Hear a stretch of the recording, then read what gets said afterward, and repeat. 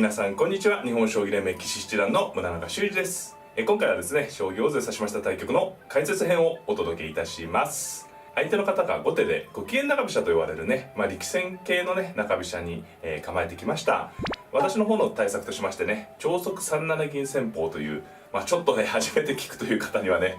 随分ちょっといかつい名前だなとね思われる方もいらっしゃると思うんですけれども、右銀を繰り出してね、ご機嫌中飛車のさばきを封じつつ、角をいじめていくという作戦なんですが、分かりやすく説明していきますので、ぜひ最後までごゆっくりお楽しみください。はい、ではね早速、対局の方を振り返っていきたいと思います。本局ね、私が先手番でした。初手7六歩、3四歩、2六歩、私の方はこう居飛車のね、飛車を縦に使う居飛車の、スタートでした。相手方は5四歩、この手がねご機嫌中飛車と呼ばれる手の、スタートですね。こう角道を止めずにね中央の歩を突くということで、ちょっと強い方ですとね、こう角を交換して同銀2二角成同銀に5三角とね、こう打てば馬が作れそうにね、これで馬が作れるとね、先手としては一つの、なんですかね、作戦としてあるんですけれども、この時に4二角と合わせる手がありまして、これねこう2六に歩がついたんで角がこちら側になれないんですよね。そうすると同角成同金となって、これはね、先手が手を損してしまうので、馬作りができればね有力な手段なんですけれども、この手段は効かないということですね。はい。で私の方はね、2五歩と伸ばしました。こういろいろあるところですね。2五歩を伸ばさずに4八銀と上がるような、指し方もあるところです。2五歩と本局は伸ばしました。で5二飛車とね、ちょっとね大胆な指し方ですよね。というのも振り飛車というのはこう角道を止めてこう角でね角の頭を守るというのは、一つの形なんですけれども、この五間中飛車というのはねこう堂々とね無防備に一瞬見えるんですよね。ですのでこの5二飛車に対してもちろん2四歩とね行ってみたくなるんですが、2四歩と突きますとね同歩同飛車でねここでね反撃してきます。なんかこう3二金で受けてもらえればね先手も安心なんですが、8八角成と角を交換してきまして同銀に、ここで2通りのね反撃がありまして、一つは3三角と飛車銀両取りの手ですよね。桂馬が取れるんですけどね、飛車が成り込みながら、こう取りますと2一飛車と取りますと8八角成となられて、竜ができてるのが先手の魅力なんですが、いつでもねこう2二馬とか2二飛車という感じでね竜が消されてしまいますね。3三角に対して2八飛車と引けばね、飛車銀両取りいっぺんに受かるんですが、そうするとね、2六歩あるいは2七歩とこう直接打たれた時にね、せっかくこう飛車先を交換したんですけど、飛車がこちら側にね回るような感じになってしまうので、若干先手が不満と、2六から打つ手もあるところですね。2六歩と打って次に2七歩成を狙うような手で、もう一つの反撃手段が同歩同飛車の時に8八角成同銀、ここまでは一緒で3三角ではなくて2二銀とね、一見するとこう穏やかな手なんですけど、この手は結構くせ者の手でして、これだけですとねちょっと安心しそうな感じなんですが、次にね3五角という手を狙ってるんですね。こう飛車と角成ですね。この手を先手は喫してはいけないので、例えばここの歩を受ける手を4八銀とかやりますと、今度は3三角を浴びてね、先ほどより状況が悪いですね。桂を取る手が引かずに飛車銀両取りになってしまうと。ですので2八飛車とね狙われてる飛車を下がるというのが一つの対応策なんですが、この時に2七歩と打つ手があるんですね。これが面白い手で、同飛車ですとね4五角と打つと飛車とねこの6七角成があります。で2七歩に対して飛車が5八飛車とか、こちら側に逃げますとね6三三銀と上がられて、次にねこう2二飛車と回られると、攻めたはずがねこう2筋から逆襲されると、少し長くなってしまいましたが、こう2四歩とね突いていく手が、先手としてもねなかなか、こううまくいかないということですね。これをちょっとねこう誘いの隙のような、本局ね私は先手番ですけれども、もしね皆さんもねちょっとこうご機嫌中飛車っていうので面白い作戦なんで、ぜひねこう試してみていただければなと思います。2四歩突きたくなるんですけどね。ということで私は4八銀と上がりました。で5五歩と突きまして、これも2四歩といきますと同歩同飛車に5六歩という反撃があって、これも口頭ですけどね、同歩に角を交換して同銀に3三角というね反撃を食らってしまうんですね。なんかこう2四歩といけそうでいけないような仕組みになっております。で5五歩に、6八玉と王様がありまして、3三角とねこうぴったりね2筋の歩交換をね防ぐことができるんですよね。でですね、これで、随分ね後手の言い分が通ったように見えるんですけれども、ここから、超速3七銀と呼ばれるね、対策を私は取っていきます。ここから冷静というか、自然にねこう玉を寄って、金を上がって、例えば7七角と上がってね穴熊を目指すという指し方もね一局であります。ですが超速3七銀というのは、こう一回ねちょっとこう譲ったんですけれども、ここから動き出します。3六歩と。超速というのはね、超える速度とか超速3七銀なんですけれども、まずその名の通りね、素早く動いていく作戦になります。で、3六歩に、相手方6二玉なんですが、3七銀とねもうどんどんね王様ももう1回上がっただけなんですけどね、どんどん銀を繰り出していきます。そして4二銀に4六銀と。この銀のね、4六に進出するのを急ぐのがねこの作戦の肝になります。というのもですね、ここに銀を構えることでこの辺りの後手の、駒組みにね制約を与えています。というのもこう銀が出てきたので、銀で補強をすると5三銀と上がりますと、これね5五銀とこの歩が取れるんですよね。こうパクッとねこう飛車の縦利きが伴って取れます。この進出ができないのでこちらから進出したいんですけど、このようにね、そうすると4四歩と止めると、これは今度角道が止まんでこの歩が取れるんですね。ということなので、4六銀を急ぐことで、銀の出足でね、後手陣のこの辺りの駒を動かしにくく、この5五の位ね、取られたように見えた5五の位を負担にしようというのがこの作戦のね、肝になります。王様をゆっくり囲っていると銀上がって、例えばですよ、銀上がってこう銀がね間に合ってくるんですよね。これからもう銀上がって、これも一局なんですけど、こういう感じになったとしてももう銀が間に合ってますから、後手としては例えばこれで4四歩とかねついても、逆にね自分の先手の銀のが追われてしまう可能性があります。ですので1回しか、王様1回はねちょっと危ないんで上がるんですが、その直後にすぐ銀を繰り出すというのがこの作戦の肝なんですね。で4六銀まで行きますと、一応先手としてはここにプレッシャーをかけたよと。で後手の方はね銀が上がることがこの状況できないので、4六銀に7二玉とね玉を囲っていきます。もちろん先手の方もね角と飛車が通ってる状態で5五銀とは、取れないので、この形を作った上で、7八玉と王様を囲います。で後手が5一飛車と今回引きましたね。ここは難しいですね。王様を寄って、何かやってまた7二のね美濃囲いを急ぐような手もあったと思います。本局は5一飛車とね、これも一つ中飛車の形ですね。で5一飛車に対して6八銀で3二金と、飛車を引いて金が一つの形でして、5二飛車のままに金上がりますとね、場合によって銀とか取られると4一銀という傷がありますので、一回ね現状銀は持ってないですが飛車を引いて金の形というのは一つのね中飛車の理想形の、だと思います。で3二金に対して、私はここで動きました。ここはね難しいですね。先手の方も、もうちょっと5八金右とか、あるいはもちろん3七桂とかね、こう駒を使っとくような手もあるところなんですが、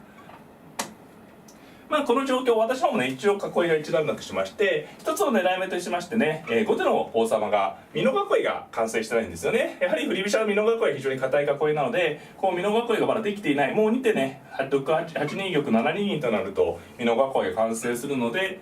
完成前にねここで4五銀とねこう動いてきました。これもね一つの狙い筋なんですよね。こう出られたくないんで突きたいんですけど、突くと取られちゃうんで、いつでもこう出れるんですよね、先手の方がね。これちょっと楽しい手というかね、先手としてはちょっと威張れる手で、この角の頭の歩をね狙えるんですね。これ分かっていてももう受からない状態ですよね。銀がやはりこう位置がねスピード感がありますよね。先手の銀の方がちょっと制圧してるというかね形があります。で4五銀に対して相手の方は5六とつきましたね。ちょっとねこの手はやや苦しい手とも言えるかもしれないですね。こう角はやはりこう銀で狙われているのでね、次3四銀とか出られて、例えば角を引いて2四歩とかね、こう攻められちゃうと棒銀の要領で角をいじめられてしまうので、狙われている角を棒つくことでね、交換しちゃおうということで、実際交換にはなるんですが、やはりねこの2手伸ばした歩をこう不損になってしまうので、少しね先手がこれは作戦が成功しました。といってもね後手の指し方も難しかったですね。一つ考えられるのは2二角と引いておいて先逃げですね。で取ってきた時に5六歩というのは考えられましたね。こうすることで銀がこう中央から外れたことで飛車でさばくと、この手は有力だったかなと思います。実戦は、ここで5六歩だったので、私の方もねこう角のいじめにこだわらずに同銀ともう歩でね歩を1本もう得したんで、まあ自分撤退でね、出ていくことにこだわらずに指すということですね。で、8八角成、そうですね、5同銀に5三銀ですね。8八角成と交換する手もあったと思います。で、3三角成、同桂と。後手はね、こう狙われてる角をさばいたんですが、私の方としても繰り返しなんですが、一歩得したのが大きなところですね。で、2四歩とついていきました。で、同歩、同飛車と。角がいなくなったことでね、2筋を攻撃できると。大体方は4四銀と使ってきました。でね、4六歩ですね。この銀がちょっとね、やや、窮屈というかね、今、5五歩とすぐ打たれても死ぬわけではないんですが、やや窮屈なのと、あと4五銀や4五桂といったね、ここに駒が、ぶつかってきそうなので、4六歩とついてね、この銀を楽にしつつ、4五の筋を防いだということですね。で、4六に対して1四歩とつきました。そうですね、この手も、すごく振り飛車を指し慣れてる方だなという感じですね。こうすぐね、手堅い手ですと2三歩と打つ手で、こう打てばね、多分先がなかったと思うんですが、こう歩を打ってしまうと飛車を引かれた時に、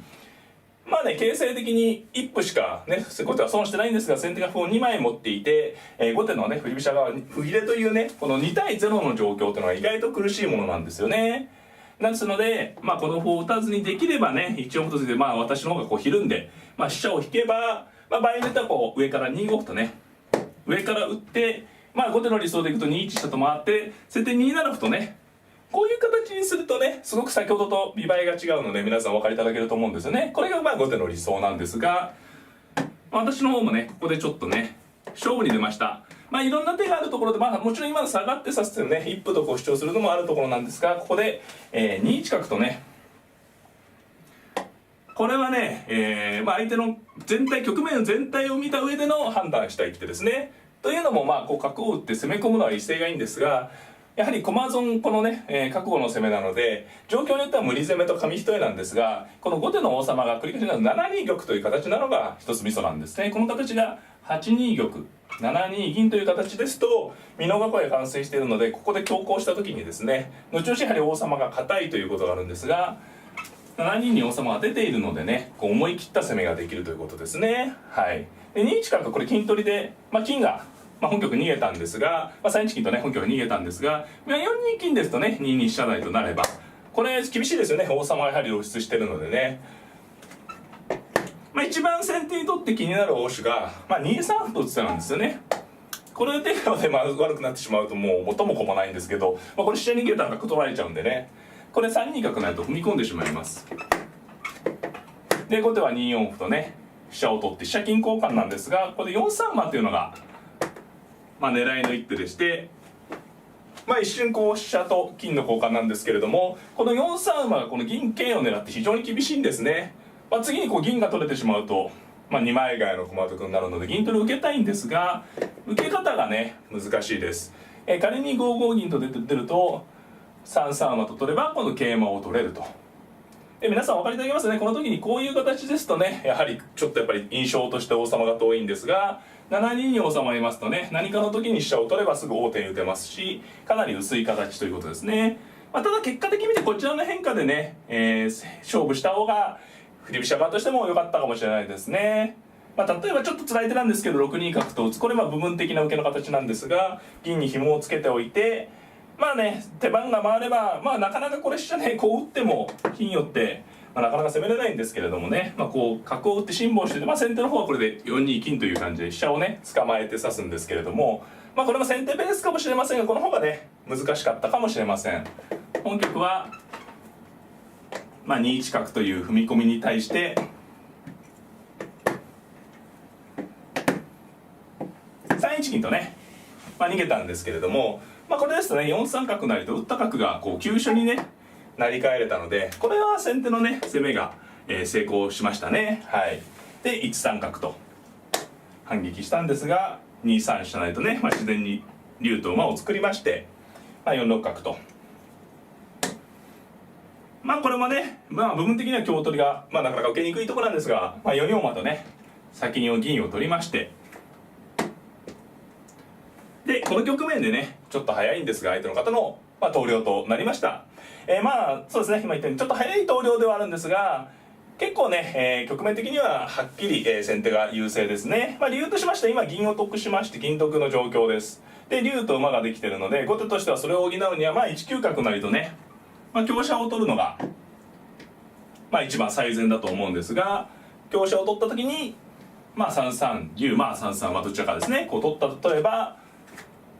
駒の損得的にですね銀桂と香車の交換ですので、先手がほぼ銀得ですね。でかつ、王様の硬さがね、ほぼ同じ位置に王様いるんですけれども、先手の方が安定していますね。でこう飛車を取って攻めていくことができますし4三桂のような手も次にありますから、もちろんねすぐ詰む詰まないという状況ではないんですけれども、この先にね、桂馬を後手はね取ることができませんし、ちょっと見通しが立たないということでね投了となりました。はい、皆さんいかがだったでしょうか。超速3七銀というね五間中飛車の対策で非常に有力とされている作戦でねご紹介できたらと思いまして、今回ねこうね大盤で解説できてよかったと思っております。本局は非常にうまくいった例なんですけれども、右銀でですね相手の角にプレッシャーをかけて中飛車側が動いてきたところを、丁寧に応接してね優勢に持っていくというねところをね、皆さんにお伝えできたんではないかなと思っております。この動画良かったなという方はグッドボタンを、チャンネル登録の方もぜひぜひよろしくお願いいたします。それではまた、さようなら。